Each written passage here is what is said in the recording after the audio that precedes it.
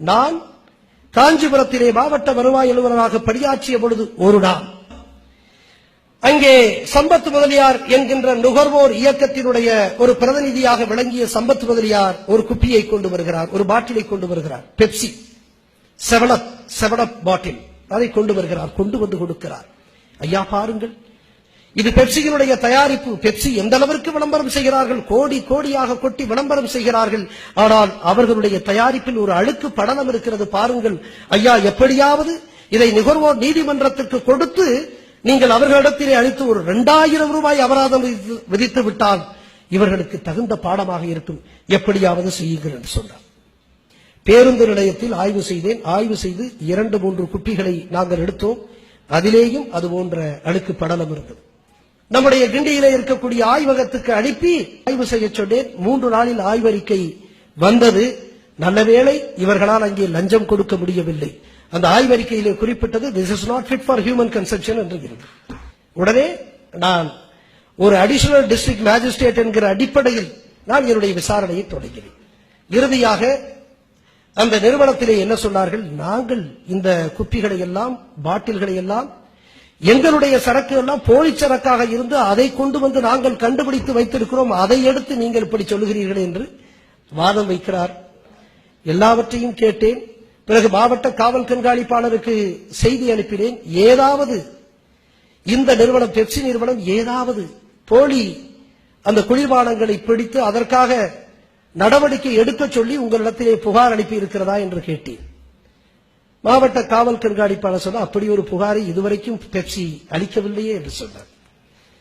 அதை வைத்துக் கொண்டு இறுதியாக முடிவெடுத்தேன். ஆங்கிலத்திலே ஒரு நாள் இரவு முழுவதும் உட்கார்ந்து 14 பக்கத்திற்கு ஒரு ஆங்கிலத்திலே உத்தரவை பிறப்பித்தேன். உத்தரவை பிறப்பித்து யாருக்குமே தெரியாது, மாவட்ட ஆட்சித்தலைவருக்கும் கூட தெரியாது. உத்தரவை பிறப்பித்தேன். காலையிலே நம்முடைய செங்கல்பட்டு வட்டாட்சியரிடத்திலே சொன்னேன், நீங்கள் அந்த நெடுஞ்சாலைக்கு வந்து விடுங்கள், மதுராந்தகத்திலே மாமண்டூருக்கு அருகே இருக்கக்கூடிய அந்த பெப்சிக்கு நாம் செல்ல வேண்டும், வாருங்கள், வருகின்ற பொழுது சும்மா வராதீர்கள், 8 பூட்டுக்களோடு வந்து விடுங்கள் என்று சொன்னேன். பாருங்கள், எதிரே இருக்கக்கூடிய நிறுவனம் அவர்களுடைய தயாரிப்பு மனிதர்கள் அருந்துவதற்கு உகந்ததாக இல்லை என்று சொல்கிறார்கள் அறிக்கை. அந்த அடிப்படையிலே ஒரு உத்தரவை பிறப்பித்திருக்கிறேன். என்ன உத்தரவு ஐயா?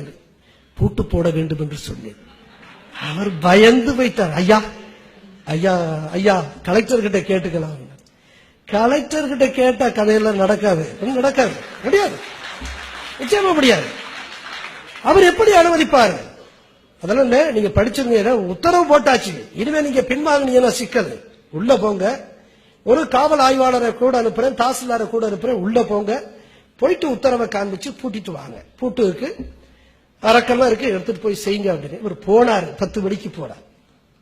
10 மணிக்கு போனதற்கு பிறகு அங்க பாத்தீங்கன்னா 11 மணிக்கு வரல, 11:30 வரல, 12 மணிக்கு வரல. நான் விருந்தின மாளிகையில் உட்கார்ந்து இருக்கேன். ரொம்ப மனசு ரொம்ப ஒரு மாதிரி பதட்டமா இருக்கு. இவர் 12:30 வந்தாரு. பதட்டத்தோடு வந்து, ஐயா நான் வந்து யாருமே விட மாட்டேங்கிறாங்க, உயர்நீதிமன்றத்திலிருந்து வழக்கறிஞர்கிட்ட பேசி வழக்கறிஞர் வந்துட்டாரு, அனுமதிக்க மாட்டேங்கிறாரு, எங்கெங்கெல்லாம் பேசுறாங்க, அமெரிக்காவெல்லாம் பேசுறாங்க. பரவாயில்ல, இப்ப உத்தரவு போட்டாச்சு, இனிமே அதை வந்து நம்ம திரும்ப பெறுவது சரியானதல்ல, முடியாது. எனவே சொல்லுங்க, வேற வழியே இல்ல, ஒத்துழைக்க சொல்லுங்க, இல்லை என்றால் கைது செய்ய வேண்டிய நிலைமை ஏற்படும் என்று சொல்லுங்க. கைது செய்ய வேண்டும். அப்படியே போய் சொன்னார்கள். அவர்கள் ஒத்துழைத்தார்கள். 8 பூட்டு போட்டு பெப்சி ஆலை மூடப்பட்டது 1999 மே மாதம். அது மட்டுமல்ல, ஒரு ஆலை மட்டும் மூட, என்னுடைய மாவட்டத்திலேயே பெப்சியினுடைய தயாரிப்பை விற்கக்கூடாது என்று உலகத்திலேயே முதன்முறையாக பெப்சிக்கு தடை ஏற்பட்டது. ஒரு சாதாரண அதிகாரி நேர்மையினுடைய உச்சத்திலே இருந்தால், சட்ட அறிவும் இருந்தால், எப்படி ஒரு பன்னாட்டு நிறுவனத்தையே எப்படி நிர்மூலமாக்க முடியும் என்பதற்கு இது ஒரு சாட்சி என்பதற்காக சொல்லுகிறேன்.